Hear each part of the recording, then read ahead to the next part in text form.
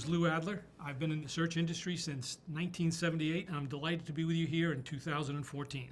From my standpoint, I've seen it all. I used to push the envelope on technology when it happened, and I'm still trying to push the envelope, even though I'm the oldest one in the room here.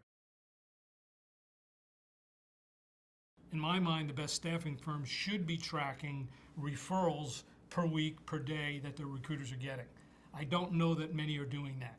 I think the best recruiters are certainly tracking referrals, making phone calls. When I had a staffing firm, we knew that the best billers were those who got the most referrals, without question. 3 to 4 times more placements per month, billings per year, if you got referrals. So hopefully the best staffing firms are doing that. I absolutely know the best recruiters are. Well, it's a combination. It's not just booking more business. Being a better recruiter, I'd say there's probably 3 things they could do.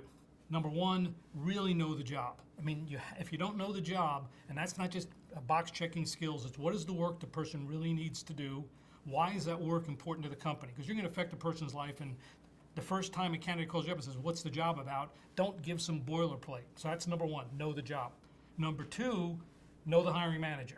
You're affecting a person's life. And if 85% of the candidates are passive, they didn't need a job 15 minutes before you called them. You're convincing that person that this is a great career move.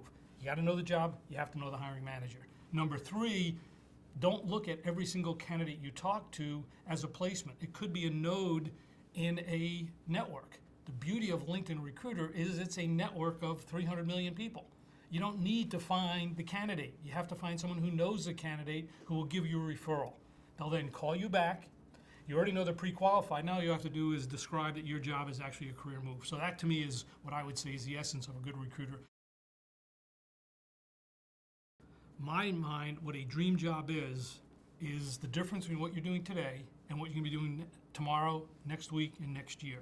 So when I interview a candidate, I'm trying to find out what they've accomplished, what they've done, and present my opportunity as something bigger, better, on 3 levels. I call it the 30% solution. When I talk to a candidate, I've got to give this person a 30% increase. But I tell them up front, it's not money. Part of it's going to be money.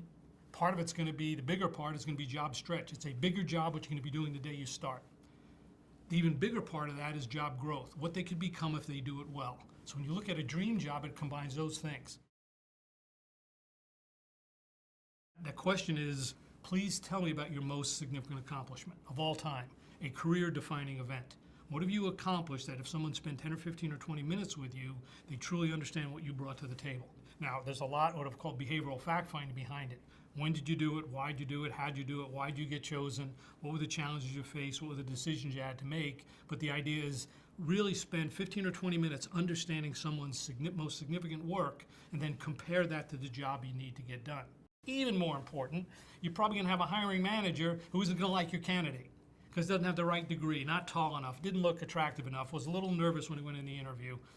You also have that information to defend your candidate from someone who's making a superficial judgment, because you have facts and evidence. And you can never out-yell a client, but you can out-fact the client. And that's the value of the most significant accomplishment question. So let's be real frank. The real difference between corporate recruiting organizations and staffing firms is the number of searches they're working on.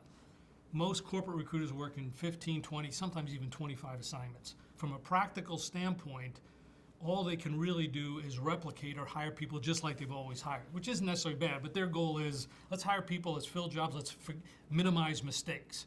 The differential with a staffing firm is they can raise the talent bar.